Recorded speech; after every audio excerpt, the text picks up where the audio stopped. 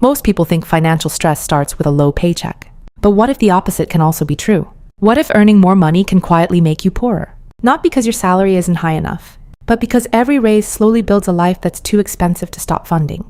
Picture two professionals. One earns $85,000 a year. The other earns $280,000.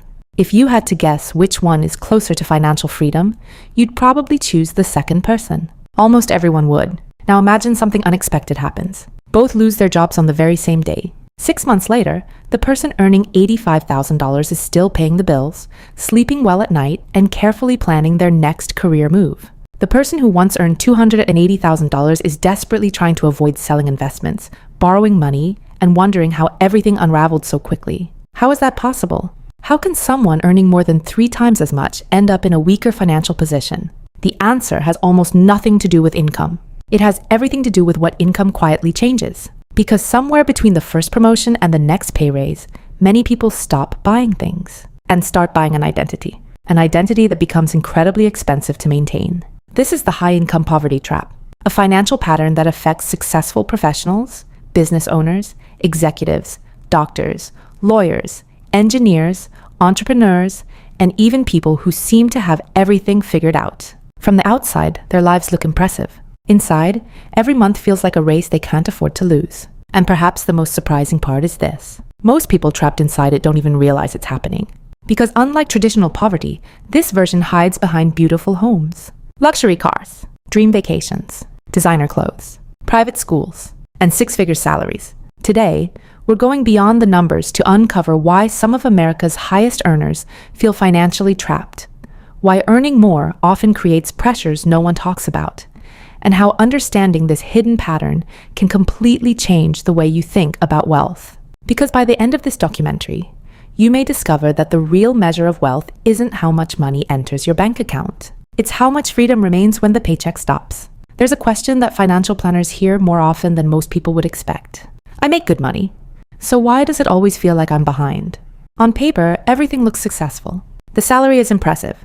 The career is respected. Friends assume life is comfortable. Family members believe you've made it, yet every month somehow ends the same way. The paycheck arrives. Bills are paid. Credit cards are reduced. New expenses appear. Savings barely grow. Then another paycheck becomes necessary. Not because you're irresponsible, because your entire lifestyle now depends on maintaining that level of income. This is where many people confuse two financial words that sound similar, but describe completely different realities: income and wealth. They're often treated as if they're the same thing. They aren't. Income is what you earn. Wealth is what you keep. Income is movement. Wealth is stability. Income helps you buy a lifestyle. Wealth gives you the ability to survive without one paycheck determining your future. Imagine standing beneath a waterfall with 2 buckets. The first bucket has no holes. The second bucket has dozens. Both receive exactly the same amount of water, but only one ever fills. That's how money works. Your salary isn't the entire story. What matters just as much is how much quietly disappears before it ever has the chance to become wealth. This sounds obvious, but our brains don't naturally think this way. Human beings are wired to notice visible success: the bigger house, the newer car, the expensive watch, the luxury vacation. We notice what people spend. We rarely notice what they own free and clear, or what they've invested, or how many months they could comfortably live without another paycheck. Those forms of wealth are almost invisible, which is why appearances are such a poor way to measure financial health. Now imagine receiving the biggest promotion of your career. You've worked for years. Late nights, weekend projects, missed family events, stress that followed you home. Finally, your hard work pays off. Your employer offers you a salary increase of $40,000. You celebrate. Your family celebrates. You promise yourself something important. This time will be different. I'm finally going to build real wealth. At first, that's exactly what happens. Your bank account grows. Bills become easier. There's breathing room you haven't felt in years. Then something subtle begins. Not overnight, not dramatically, slowly. Almost invisibly. Your apartment suddenly feels smaller than it used to. The car you've driven for years starts looking outdated. You begin browsing homes in neighborhoods you never considered before. The vacation you once dreamed about becomes something you expect every summer. Restaurants become more expensive. Subscriptions multiply. Furniture gets upgraded. The old television suddenly feels too small. None of these decisions seem reckless. Each one has a perfectly reasonable explanation. You've worked hard. You deserve comfort. Your family deserves better. After all, isn't this why people work for higher incomes? That's exactly what makes this trap so powerful. No single purchase creates the problem. It's the accumulation. One upgrade becomes another, then another, then another, until your cost of living quietly rises to meet your income. Sometimes it even passes it. And here's the fascinating part. Most people never consciously decide to inflate their lifestyle. It simply happens. Not because they're careless, because they're human. Psychologists have spent decades studying a phenomenon called hedonic adaptation. It's the tendency for people to quickly become accustomed to improvements in their lives. The first week with a luxury car feels exciting. 6 months later, it feels normal. The larger house feels incredible on move-in day. A year later, it's simply home. The excitement fades. The payments don't. And that's where the high-income poverty trap truly begins. Because once your lifestyle becomes normal, walking backward starts to feel like failure. But why is it so difficult to walk backward? Why does downsizing feel emotionally painful, even when it would improve our finances? The answer has very little to do with money itself. It has everything to do with identity. Money doesn't just buy products. It buys signals. Signals that tell the world, and often ourselves, who we believe we are. A certain neighborhood can feel like proof that you've succeeded. A luxury car can feel like evidence that your years of hard work were worth it. A corner office, designer clothes, exclusive vacations, or a prestigious country club membership can quietly become part of your self-image. At that point, spending is no longer just spending. It's protecting an identity. And identities are incredibly difficult to change. Imagine a successful attorney who has spent 15 years climbing the corporate ladder. Their income has steadily increased, and so has their lifestyle. A large home, luxury vehicles, private school for the children, high-end vacations, weekly dinners at upscale restaurants. None of these choices happened overnight. Each one arrived after another promotion, another bonus, another milestone. Individually, every decision seemed affordable. Collectively, they created something much larger, a lifestyle that now requires a very specific income to survive. Then the unexpected happens. The company restructures. The attorney loses their job. Objectively, they still have options. They could sell one vehicle, move into a smaller home, reduce discretionary spending, delay vacations. But emotionally, those decisions don't feel like simple financial adjustments. They feel like losing part of who they are. This is why financial decisions are rarely only about math. They're deeply connected to pride, status, belonging, and the fear of appearing to move backward. Behavioral economists have long observed another pattern that makes this trap even more powerful. People don't evaluate success in isolation. They evaluate it relative to the people around them. Imagine you're earning $120,000 a year. You feel comfortable. You're saving consistently. Life feels balanced. Then you're promoted into a department where nearly everyone earns over $300,000. Suddenly, your perfectly reasonable lifestyle begins to feel average. The homes around you are larger. The vacations become more extravagant. Conversations revolve around investment properties, luxury watches, ski trips, and private schools. No one pressures you to keep up. Yet the pressure is still there. Because comparison rarely arrives as a command. It arrives as a quiet question. Should I be doing that too? That single question has influenced millions of financial decisions. Researchers have found that people often compare themselves to those just slightly above them, not billionaires or celebrities, but coworkers, neighbors, classmates, and friends. Those comparisons reshape expectations. What once felt like a luxury begins to feel ordinary, and what once felt ordinary suddenly feels inadequate. The irony is almost impossible to ignore. The more successful your environment becomes, the easier it is to feel financially behind, even while earning more than you ever imagined.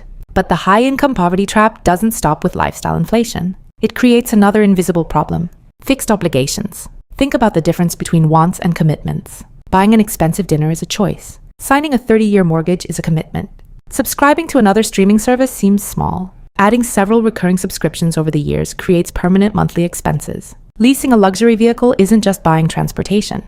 It's committing future income before you've earned it. The more fixed obligations you accumulate, the less flexibility remains. Imagine two professionals. Both earn $250,000 annually. The first keeps monthly obligations relatively modest. The second has a larger mortgage, luxury car leases, vacation property payments, school tuition, club memberships, and significant consumer debt. If both experience a temporary drop in income, their situations are completely different. The first person has choices. The second has deadlines. That's an important distinction.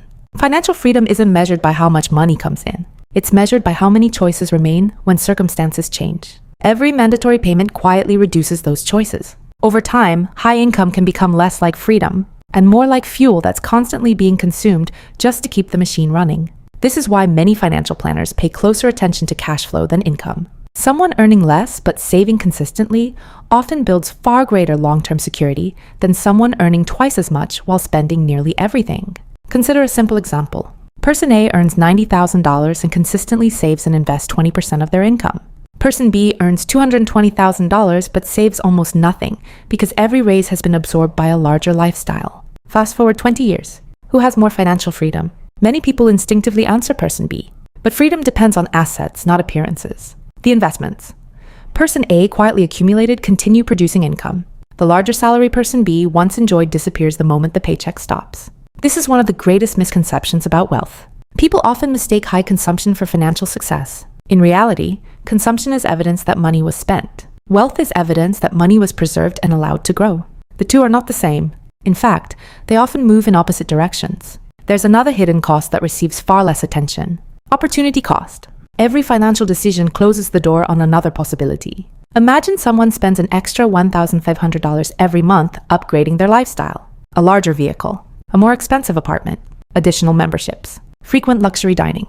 Individually, none of these purchases seem outrageous. Together, they total $18,000 every year. Now imagine that same amount had instead been invested consistently over decades. The difference isn't just the money contributed, it's the compound growth that money could have generated. Each dollar spent today isn't only a dollar that disappears. It's a dollar that loses the chance to work for you tomorrow. This is why the hidden cost of lifestyle inflation is so easy to underestimate.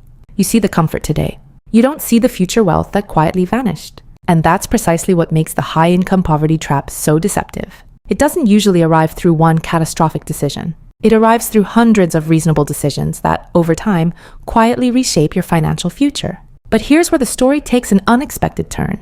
Escaping this trap isn't about living as cheaply as possible. It isn't about rejecting success. And it certainly isn't about feeling guilty for earning more money. The real solution is far more balanced.